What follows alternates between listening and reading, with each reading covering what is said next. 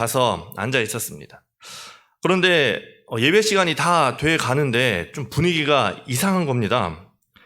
불도 다 안 켜져 있고 아무도 없는 거죠. 원래 일부 예배가 이렇게 사람이 없나 싶은 생각이 들었었는데 아니면 좀 늦게 드리나 생각을 했는데 예배 시간이 되니까 갑자기 저 밖에서 음악 소리가 들리는 겁니다. 알고 보니까 그 교회는 일부 예배를 이렇게 소예배실에서 드렸습니다. 저희로 따지면 일부 예배는 할렐루야실에서 드리는 거죠. 그래서 이제 불이 나게 성경책을 들고 2층으로 올라가서 예배당에 들어가니까 이제 다들 저를 첫날인데 늦었네? 이제 이런 눈으로 쳐다보시더라고요. 아무도 저한테 이 일부 예배는 소예배실에서 드린다고 얘기해 준 분이 아무도 없었습니다. 담임 목사님도 얘기 안 해줬고, 다른 부목사님들도 얘기 안 해줬고, 전도사님들도 아무도 일부 예배는 소예배실에서 드린다 얘기를 해주지 않은 거죠. 그걸 경험하면서 깨달았습니다. 사람이 자기가 알고 있으면 당연히 남도 알고 있을 거라 그렇게 착각하는 경우가 종종 있을 수 있는 거죠. 그러니까 늘 결국 사람의 시선이 결국 자기의 시선이 되는 거고 자기 중심적이 될 수밖에 없는 거죠. 근데 이건 아마 저도 마찬가지일 겁니다. 이게 개인적일 뿐만 아니라 교회도 그런 경우가 많이 있죠. 사람들이 항상 교회를 생각할 때 자기 교회가 모든 교회의 중심인 것처럼 그렇게 생각할 때가 많습니다. 여러분들 중에는 이사나 여러 가지 이유로 교회를 옮겨오신 분들도 있겠지만 만약에 한 교회에서 평생을 다니신 분도 있을 겁니다. 그런데 그렇게 한 교회에 오래 있으면 다른 교회 갔을 때 이상하다고 느끼는 것들이 참 많이 있습니다. 우리 교회는 안 그런데? 라는 생각이 들면서 내가 다니던 교회와 다른 것들이 마치 틀린 것처럼 느껴지는 그런 것들이 있는 거죠.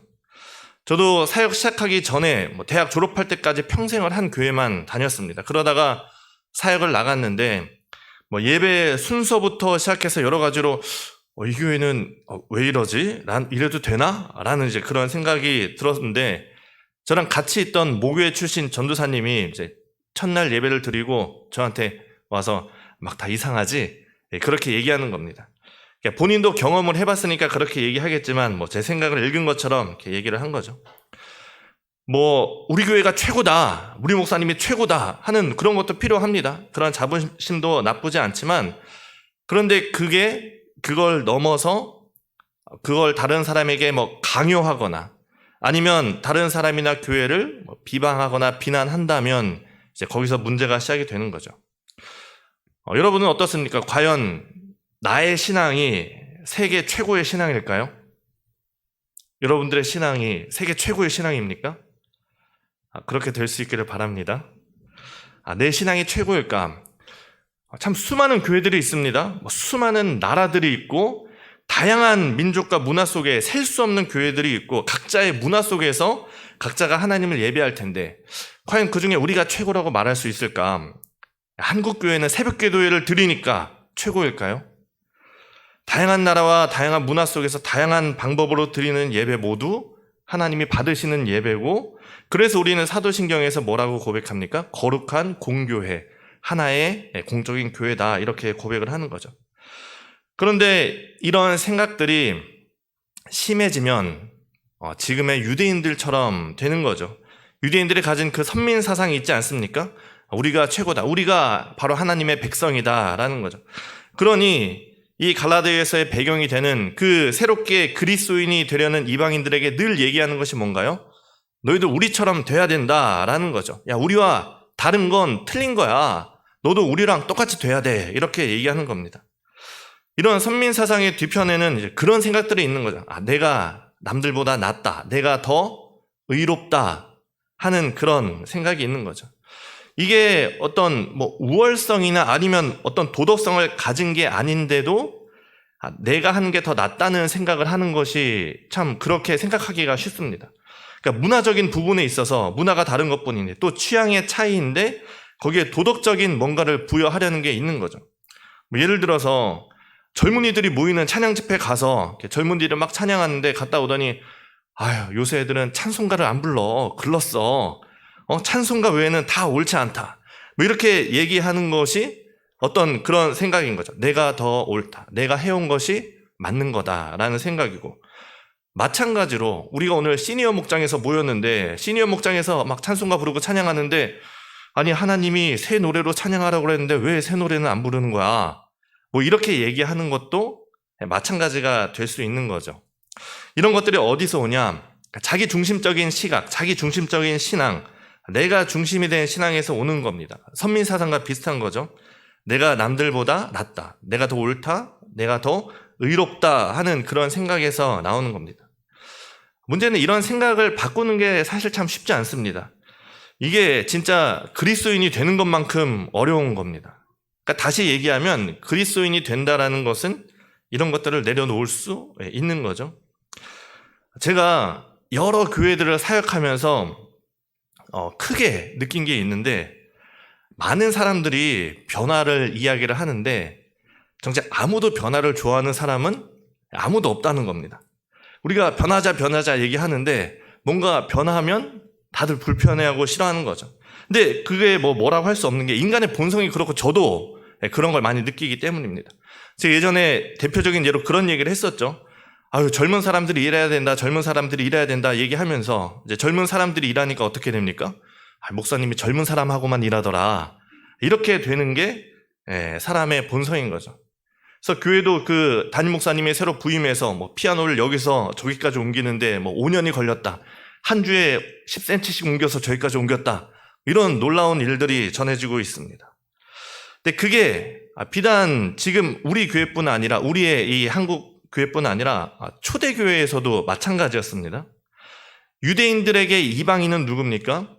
죄인이고 복음을 전할 대상도 아니었죠. 유대인의 기본적인 사상이 오늘 읽은 15절에 이런 얘기가 나옵니다. 우리는 본래 유대인이요 이방 죄인이 아니로되. 우리는 유대인이고 이방인들은 기본적으로 뭡니까? 이방 죄인인 것이죠. 처음 복음이 전파될 때 유대인들이 예루살렘에서 이제 각지로 흩어지면서 복음을 전하는데 누구에게만 전합니까? 그 각 지역에 있는 유대인들에게만. 그러니까 우리나라로 따지면 우리나라 사람들이 세계 각국으로 흩어져서 미국에 있는 한국 사람, 일본에 있는 한국 사람, 중국에 있는 한국 사람에게만 그렇게 복음을 전했던 겁니다. 그 사람에겐 그게 너무나 당연했던 것이죠. 그래서 제가 그런 예도 한번 말씀을 드렸습니다. 우리가 이렇게 운동하러 이런 천변길이나 걷다 보면은 요새 이렇게 강아지 데리고 많이 이렇게 데리고 다니는데, 여러분 누구에게 전도하겠느냐 이런 예를 들었었습니다. 당연히 사람에게 전도하지 지나가는 개한테 복음을 전하진 않을 겁니다. 그런데 그 개한테 복음을 전했더니 개가 성령을 받고 방언을 하고 구원을 받더라. 이게 유대인들이 받는 충격과 거의 똑같은 충격이라는 겁니다. 이방인에게 복음을 전했더니 이방인이 성령을 받고 방언을 하며 구원을 얻더라.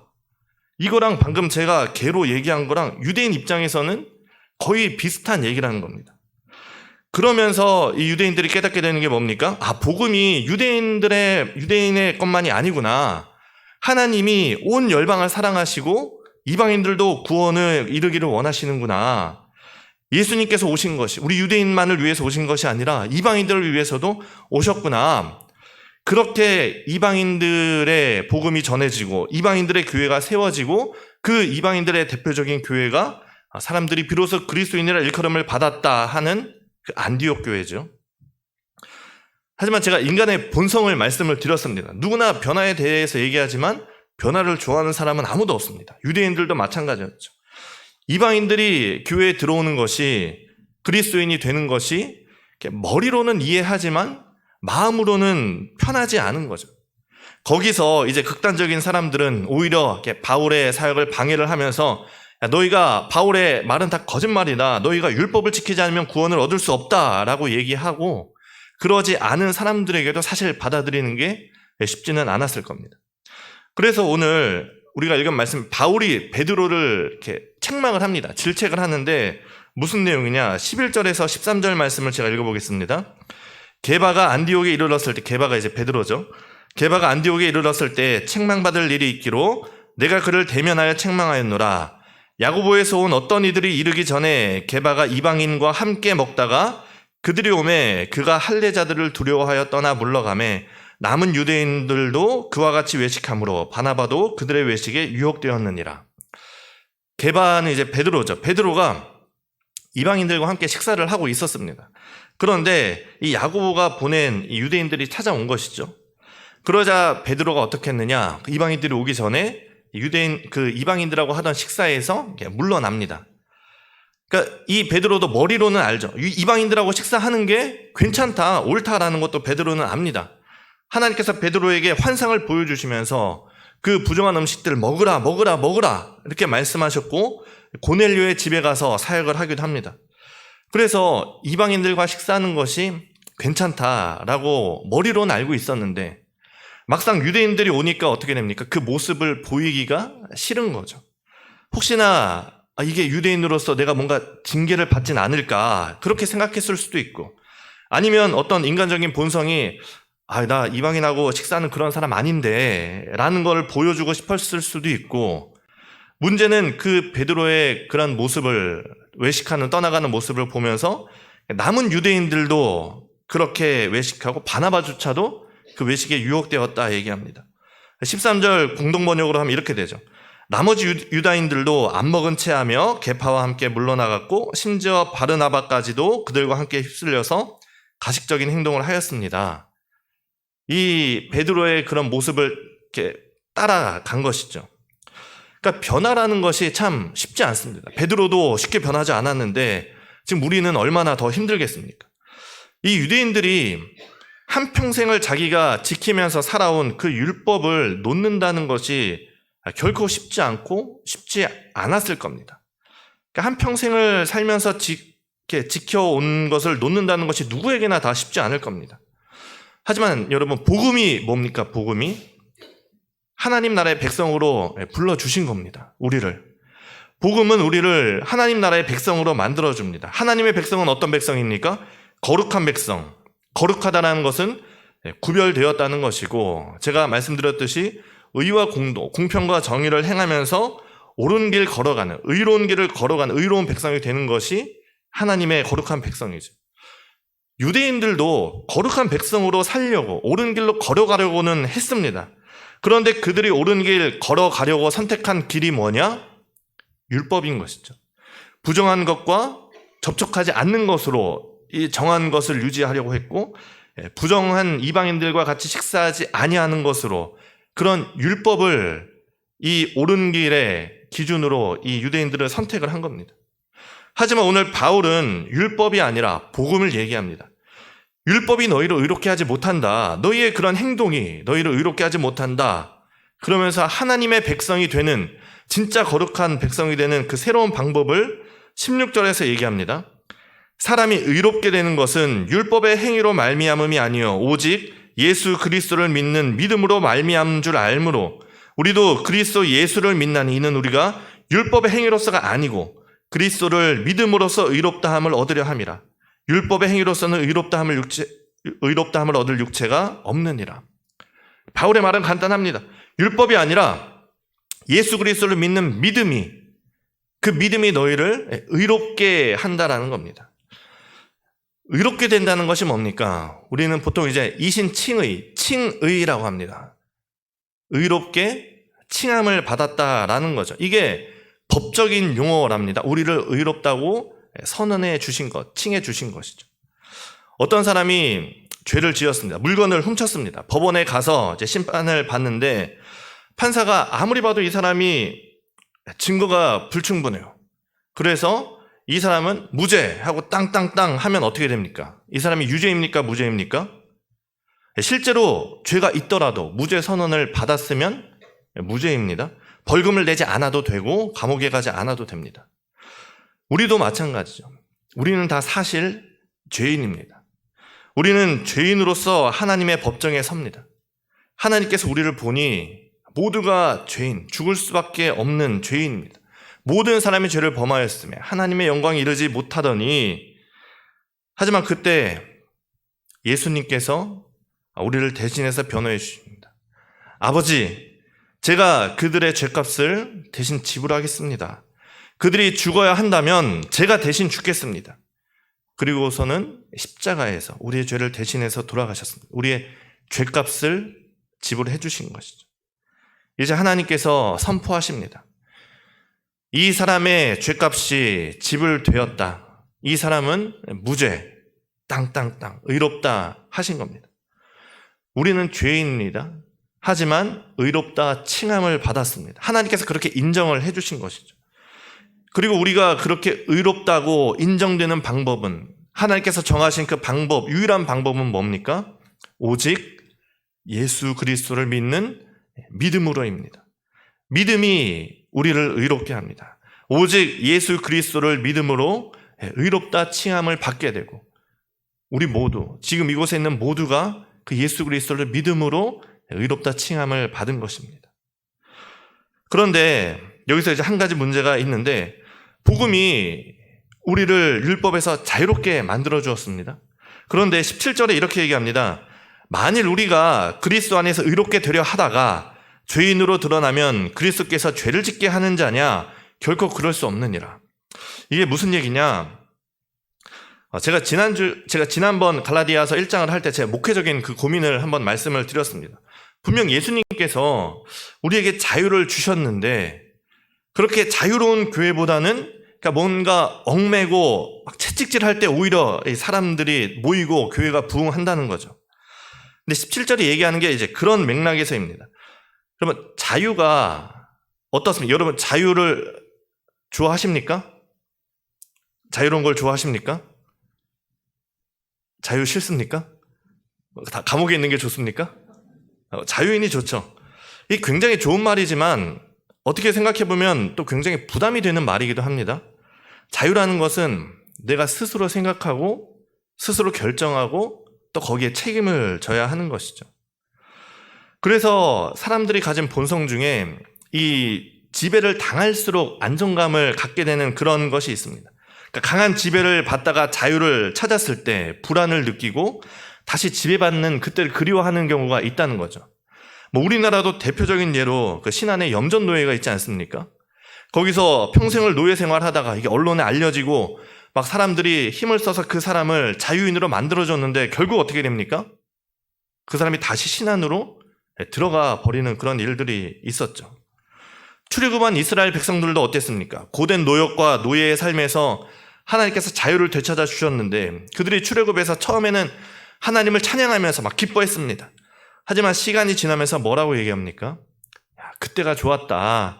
우리가 애굽에 있었을 때는 값없이 생선과 오이와 참외와 부추와 마늘들 이런 것 먹었던 게 기억나는구나. 이런 얘기를 하는 거죠. 내가 뭔가 지배받을 때 안정감을 느끼는 그런 것들이 있다는 겁니다. 율법과 자유도 비슷합니다. 율법이 있을 때는 그 율법만 지키면 됩니다. 모두를 다 지킬 수는 없어도 정확한 어떤 선과 기준이 있지 않습니까? 율법에. 제가 지난번 갈라디아 살 때 안식일을 어떻게 지키느냐를 말씀드렸지만 안식일에 불 켜면 안 되고 휴지를 뜯으면 안 되고 비가 와도 우산을 펴면 안 되고 그런데 내가 지킬 수 있는 것을 최대한으로 지키면 되는 거죠. 조금 힘들지만 여러분 힘든 만큼 뭔가 보람이 있습니다. 내가 안식일에 비가 오는데 비를 맞아가면서 우산을 안 써가면서 그 날을 보내고 내가 이번 안식일에도 하나님의 율법을 지켰구나. 내가 이번 안식일에도 불을 켜지 않고 비록 힘들었지만 내가 그렇게 살았구나. 그런 보람을 느끼지 않겠습니까? 그런데 바울이 복음을 선포하면서 예수 그리스도를 통한 자유를 주셨습니다. 이제 내가 얽매였던 것에서 다 해방이 되는구나. 이제 안식일에 불 켜는 거 엘리베이터 얼마든지 탈 수 있고 내가 비 올 때 비 안 맞고 다닐 수 있고 처음에는 그렇게 기쁘고 즐거울 수 있습니다. 그런데 시간이 지나면서 어떤 생각이 들까요? 그런 강한 지배가 사라지면 자유를 얻게 되면 어떻게 해야 됩니까? 스스로 생각하고 결정하고 책임져야 하는 것이죠.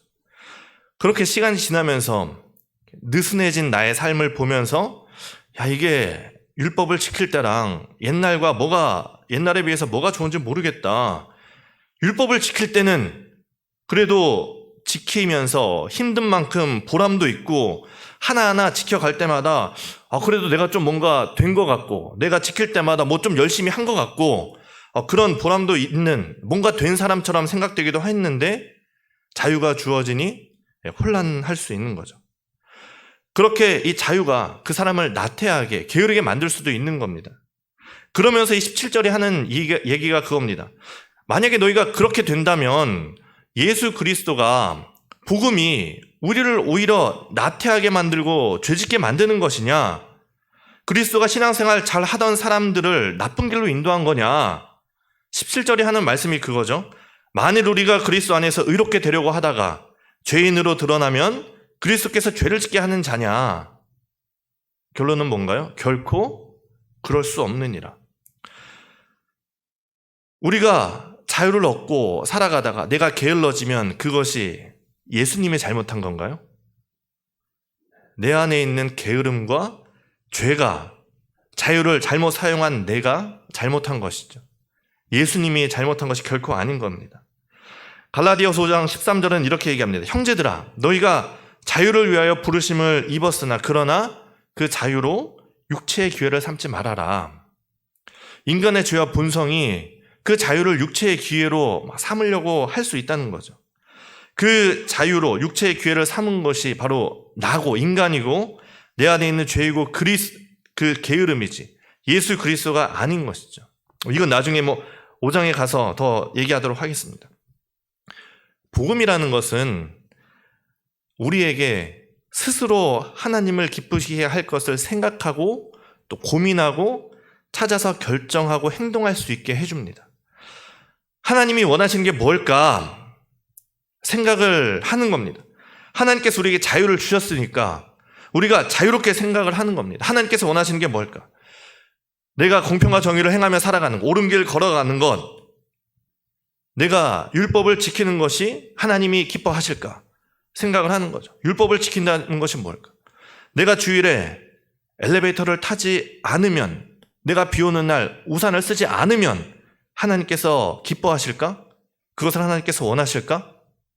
내가 가난한 이들에게 내가 가진 것을 조금 나눠주면 하나님이 기뻐하실까? 하나님이 원하시는 것일까?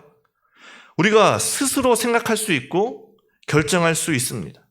그러니 우리는 늘 고민하고 생각을 해야 됩니다. 중요한 것은 하나님이 원하시는 것이 뭘까?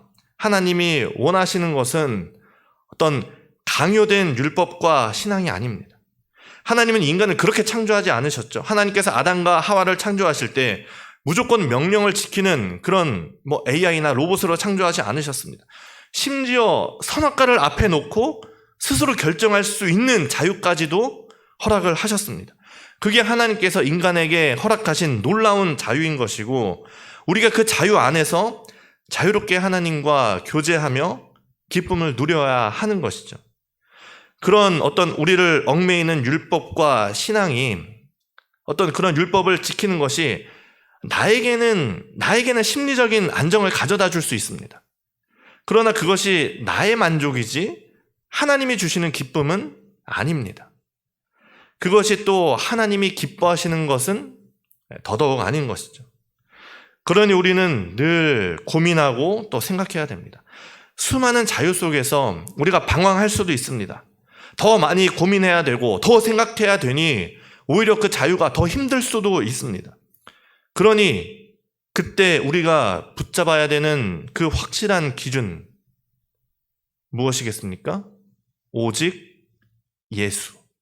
오직 예수가 우리의 기준이 되어야 되는 것입니다. 우리의 삶의 기준이 될 수 있는 말씀, 오늘 그 갈라디아서 2장 20절 말씀이 너무나 유명한 말씀이고 우리에게 기준이 되는 말씀인데 복음을 하나님의 입장에서 가장 잘 설명한 구절을 하나 꼽으라고 한다면 우리가 잘 알고 있는 요한복음 3장 16절 얘기할 수 있을 겁니다. 우리 한번 같이 읽어볼까요? 하나님이 세상을 이처럼 사랑하사 독생자를 주셨으니 이는 그를 믿는 자마다 멸망하지 않고 영생을 얻게 하려 하심이라. 정말 하나님의 우리를 향한 그 복음, 하나님의 사랑을 알 수 있는 구절인데 그렇다면 인간의 입장에서 이 하나님께서 주신 복음에 응답할 수 있는 최고의 말씀이 저는 이 갈라디아서 2장 20절 말씀이라고 생각을 합니다. 우리 응답의 그 말씀으로 그 마음으로 함께 다 같이 한번 고백하며 읽어보겠습니다. 내가 그리스도와 함께 십자가에 못 박혔나니 그런즉 이제는 내가 사는 것이 아니요 오직 내 안에 그리스도께서 사시는 것이라. 이제 내가 육체 가운데 사는 것은 나를 사랑하사 나를 위하여 자기 자신을 버리신 하나님의 아들을 믿는 믿음 안에서 사는 것이라. 아멘. 이것이 우리의 삶의 기준이 되어야 합니다. 오직 예수만이 우리의 삶의 기준이 되어야 합니다. 복음이 바로 예수 그리스도이기 때문에. 여러분, 우리가 내가 하나님을 위해서 뭘 할 수 있겠습니까?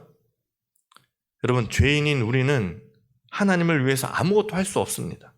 아무것도 할 필요가 없습니다. 우리가 할 일은 내가 죽는 것뿐입니다.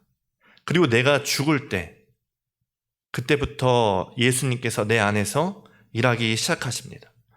여러분, 우리의 삶을, 우리 자신을 한번 돌아보십시오. 혹시나 내 안에 있는 악한 생각들, 나쁜 습관들, 남들에게 상처 주는 그런 비수와 같은 말들 다 죽어야 합니다. 우리는 죽어야 합니다. 죄인인 우리는 죽어야 합니다. 혹시 내 안을 돌아보니 좋은 생각들이 있고 사람들을 세우고 살리는 말들이 있고 선한 행동이 내 삶에 있다면 여러분, 그것은 예수 그리스도께서 내 안에 살아계시는 겁니다. 내가 하는 것이 아닌 것이죠. 우리는 죄인이라 선을 행할 수 없습니다. 그러나 예수 그리스도께서 내 안에 살아계실 때 우리는 선을 행하며 옳은 길을 걸어갈 수 있고 공평과 정의를 행하며 하나님의 백성으로 살아갈 수 있는 것입니다. 그리스도인이라는 것이 교회 나와서 예배드리고 또 봉사하고 헌금하면서 그 나머지는 내가 할 수 있는 것, 그러니까 내가 할 수 있는 몇 가지를 하고 나머지는 내 마음대로 사는 것이 그리스도인이 아닙니다. 나의 모든 것을 예수님께 맡기고 온전히 예수님만 내 안에 살게 하는 것, 그것이 그리스도인인 것이죠. 복음은 나를 좀 더 나은 사람으로 만드는 게 아닙니다. 나를 어제보다 조금 더 착한 사람, 좀 더 옳은 사람, 좀 더 괜찮은 사람이 되게 하는 것이 아닙니다. 복음은 나를 죽이고 예수 그리스도 통해 나를 완전한 새 사람으로 만드는 것이 복음이고 예수 그리스도의 능력인 것이죠. 여러분, 오늘 이 복음이 여러분들의 삶을 변화시킬 수 있기를 바랍니다. 여러분이 예수 그리스도 안에서 자유를 누릴 수 있기를 원합니다. 그것은 내가 죽을 때, 그리고 내 안에 예수 그리스도께서 살아 계실 때 가능합니다. 오늘 나는 그리스도와 함께 십자가에 못 박고 오직 내 안에 그리스도가 사는 그 놀라운 삶을 경험하고 그런 하나님의 나라를 살아가시기를 바랍니다. 이 갈라디아서와 참 잘 어울리는 그 찬양이 있습니다. 우리가 잘 아는 주의 손에 나의 손을 포개고, 주보혈인데 이 가사가 이렇습니다. 주보혈 날 정결케 하고 주보혈 날 자유케 하니 주 앞에 나 예배하는 이 시간 나의 모든 것을 주께 드리네. 주의 손 날 위에 찢기셨고 주의 발 날 위에 박히셨으니 이제는 내가 사는 것이 아니요 오직 주를 위해 사는 것이라. 주의 손에 나의 손을 포개고 또 주의 발에 나의 발을 포개어 나 주와 함께 죽고 또 주와 함께 살리라. 영원토록 주 위에 살리라. 우리 함께 오늘 말씀을 기억하면서 이 찬양 함께 우리의 마음으로 고백하고 함께 기도하는 시간 갖도록 하겠습니다. 주보혈 날 정결케 하고 주보혈 날 자유케 하니 주 앞에 나 예배하는 이 시간 나의 모든 것을 주께 드리네. 주의 손 날 위해 찢기셨고 주의 발 날 위해 박히셨으니 이제는 내가 사는 것이 아니요 오직 주를 위해 사는 것이라.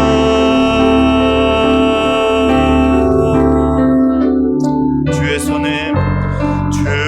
손에 나의 손을 포개고 또 주의 발에 나의 발을 포개어 나 주와 함께 죽고 나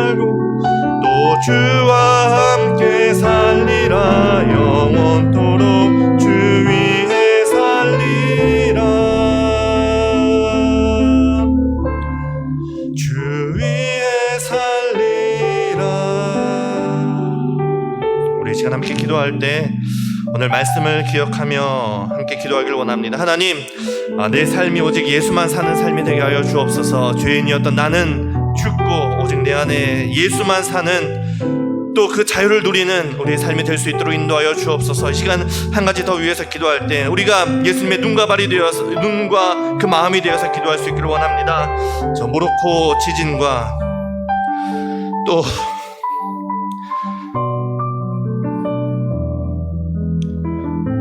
그 리비아 수해 때문에 수만 명이 죽었습니다. 우리가 하나님의 마음으로 그 땅 가운데 하나님의 위로와 평안이 있을 수 있도록 오늘 나의 삶을 위해서 또 저 하나님의 눈으로 그 땅을 위해서 이 시간 함께 기도하며 나아가겠습니다. 기도하겠습니다. 거룩하신 하나님, 오늘도 우리에게 그 은혜를 허락하여 주시니 감사합니다. 하나님, 오늘도 우리에게 참 자유를 다시 한번 알게 하시니 감사합니다. 하나님, 그러나 참 우리는 죄인이고 그 자유를 제대로 쓸 줄도 모르는 그런 죄인이었습니다. 그럼에도 하나님은 우리에게 다시 한번 그 자유를 주시려고 하나님 정말 그 십자가에 못 박히신 것을 우리 한번 다시 한번 깨닫고 하나님 다시 한번 우리의 마음을 결단할 수 있기를 원합니다. 하나님, 이제 내 안에 내가 사는 것이 아니라 오직 예수 그리스도가 내 안에 살고 하나님 나의 삶의 그 모든 삶이 예수 그리스도 인해서 살아가는 삶이 될 수 있도록 주님 인도하여 주옵소서. 하나님, 우리는 죄인입니다. 내 안에 선한 것 하나 없고 악한 것뿐이지만 그럼에도 그리스도께서 내 안에 계시기에 하나님, 내가 정말 선한 것을 할 수 있고 내가 옳은 길을 걸어갈 수 있음을 주님 고백하며 나아갑니다. 하나님,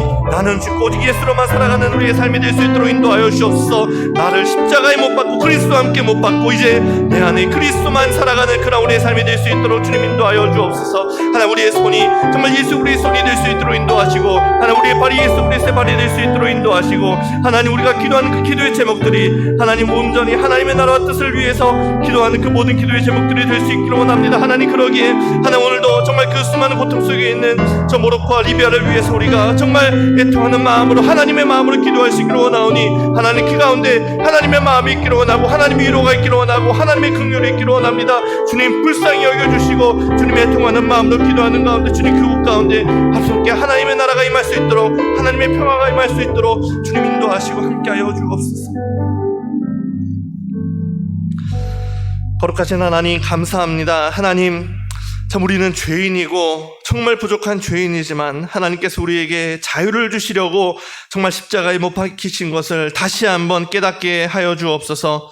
그것을 깨닫고 하나님, 우리가 하나님께서 주신 자유로 육체의 기회를 삼지 않고 정말 자유롭게 하나님과 동행하며 교제하며 하나님께 영광 올려드리는 삶을 살 수 있도록 인도하여 주옵소서.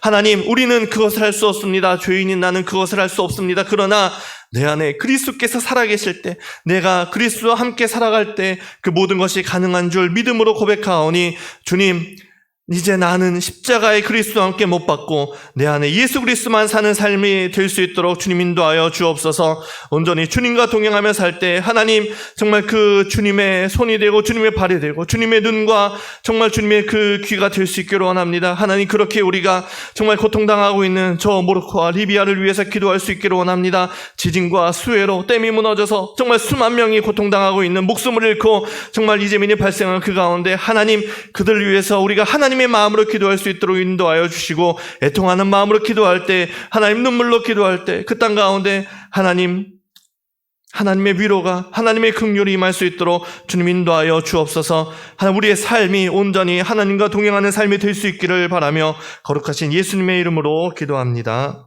아멘.